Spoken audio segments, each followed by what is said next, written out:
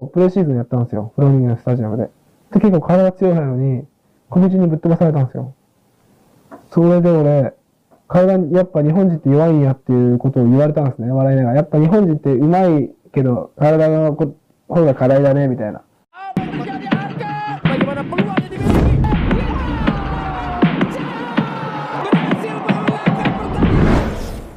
Jepang kaget baru sadar timnas Indonesia sangat populer ketimbang Jepang. Kok bisa? Saat media Jepang soroti kepopuleran Indonesia melebihi Jepang sendiri. Ya, pertarungan sengit akan dimulai sebentar lagi, di mana pertandingan yang sangat ditunggu-tunggu. Karena berbagai bertabur pemain bintang timnas Jepang dan sudah lengkap untuk laga away melawan Indonesia. Meskipun kita tahu timnas Jepang jelas diunggulkan dari timnas Indonesia. Karena kita tahu dari segi pengalaman yang jauh lebih banyak dari timnas Garuda. Mulai dari mental, bermain dengan tim-tim kelas dunia, serta deretan pemain berkualitas yang bermain di Eropa, membuat semua orang jika ditanya tentang prediksi dan Jepang, maka telah timnas Jepang lah yang diunggulkan. Namun meski begitu, Indonesia yang masih dalam fase debutan di kualifikasi Piala Dunia, tapi harus membuat media Jepang sangat mewaspadai timnas Indonesia. Salah satu alasannya adalah karena deretan para pemain Indonesia yang berkompetisi di Eropa, di mana para pemain keturunan timnas Indonesia diakui sebagai kunci perkembangan timnas yang pesat saat ini. Hal ini membuat Jepang tidak boleh meremehkan timnas Indonesia. Di sisi lain, sorotan di media-media di Jepang juga mulai menyoroti Indonesia. Seperti bagaimana keluhan supporter menghadapi sesi latihan timnas Jepang. Hingga tanggapan bintang timnas Jepang soal marah dan kepopuleran timnas Indonesia ketimbang timnas Jepang sendiri. Lantas bagaimanakah hal itu bisa terjadi? Karena dari itu, yuk kita simak berita selengkapnya.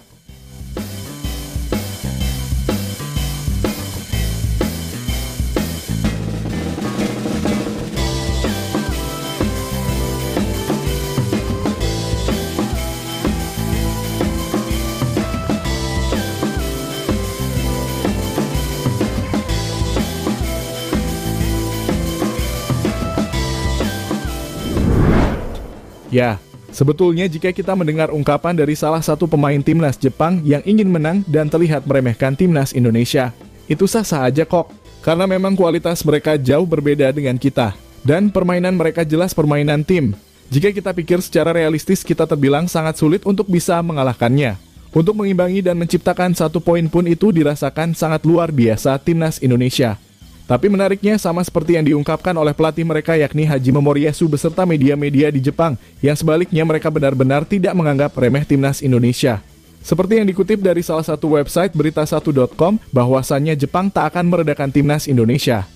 Diketahui pelatih mereka Hajime Moriyasu meminta para pemainnya untuk mewaspadai pertandingan sulit saat menghadapi tuan rumah Indonesia. Di mana menurut pelatih 56 tahun itu, timnas Indonesia memiliki budaya sepak bola yang dinamis. Karena kekuatan timnas saat ini berasal dari kumpulan pemain berdarah campuran, seperti pemain naturalisasi yang kebanyakan bermain di Liga Eropa. Indonesia mempunyai kekuatan yang belum pernah dimiliki sebelumnya. Kekuatan itu dibangun akan dikonsolidasikan dengan berbagai cara. Pemain-pemain berkualitas mengisi skuad utama menjadikan Indonesia tim yang berbeda dan lebih kuat dari sebelumnya. Ucap Hajime Moriyasu seperti yang dikutip dari laman resmi berita1.com. Ya, dengan apa yang telah diungkapkan oleh Hajime Moriyasu telah benar adanya. Karena timnas Indonesia mulai bangkit setelah mempunyai beberapa prestasi yang membanggakan. Yang sebelumnya tidak lolos Piala Asia, kini lolos Piala Asia. Dan hal itu berpengaruh besar dari banyaknya para pemain keturunan yang bermain di Eropa. Seperti Jay Itzes, Kevin Dix, Mads Hilgers, Verdonk dan lain sebagainya. Oleh karenanya sangat wajar jika Hajime Moriyasu mewaspadai timnas Indonesia.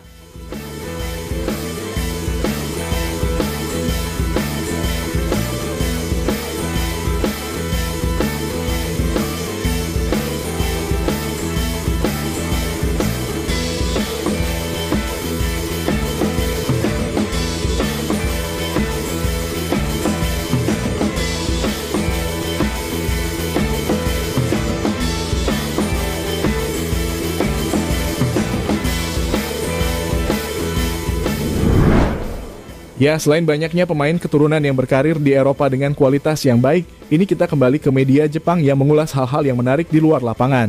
Di mana hal itu mengacu dari popularitas masing-masing para pemain timnas Indonesia, di mana artikel dari media Jepang, gelandang timnas Jepang yakni Ritsu Doan menyoroti timnas Indonesia.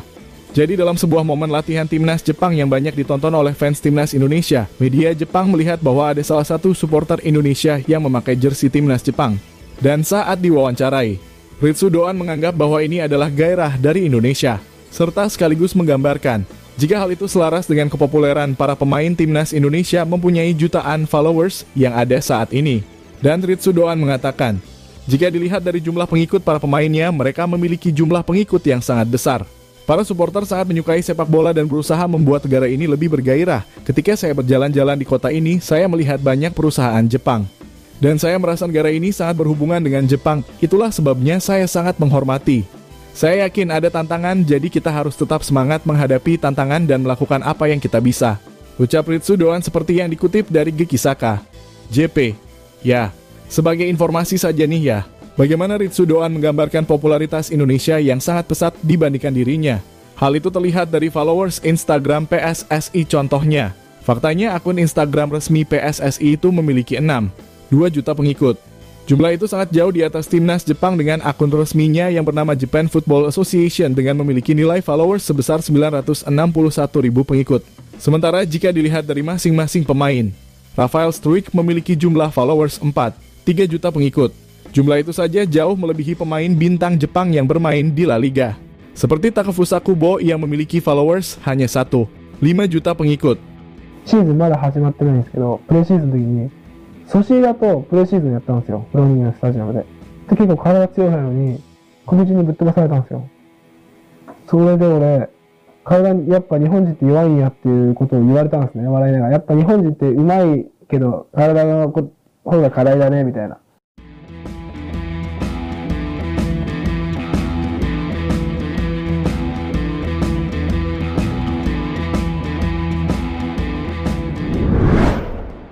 Ya, jika kita melihat dari segi para pemain, lalu kini kita melihat dari segi media. Di mana di sesi latihan perdana Jepang di Jakarta dilaporkan jika ada lebih dari 50 reporter yang hadir meskipun di tengah guyuran hujan. Di mana saat itu para pemain timnas Jepang yang merumput di Eropa masih belum pada datang. Namun sejumlah reporter yang hadir telah menyita perhatian karena saking banyaknya yang meliput. Dan jelas di laga Indonesia kontra Jepang nanti akan semakin banyak media-media dari Indonesia maupun dari Jepang ataupun dari media Eropa yang akan menyoroti penampilan kedua tim yang akan bertemu di GBK. Dan bukan hanya itu saja, kepopuleran Indonesia juga tak kalah dari segi fanatisme yang tinggi dari fans timnas Indonesia sendiri. Hal itu terlihat ketika tiket antara Indonesia versus Jepang yang akan dimainkan pada tanggal 15 November ini telah terjual ludes. Tidak akan ada dukung kosong yang terlihat nanti, karena fans timnas Indonesia dengan jersey merahnya akan menghiasi full di tribun GBK yang akan memberikan dukungan untuk timnas Indonesia. Dan hal ini meyakinkan timnas Indonesia semangatnya menggebu-gebu dan berkali-kali lipat dan menjadi kunci bagaimana timnas Indonesia bisa memberikan kejutan demi kejutan bagi kita semua.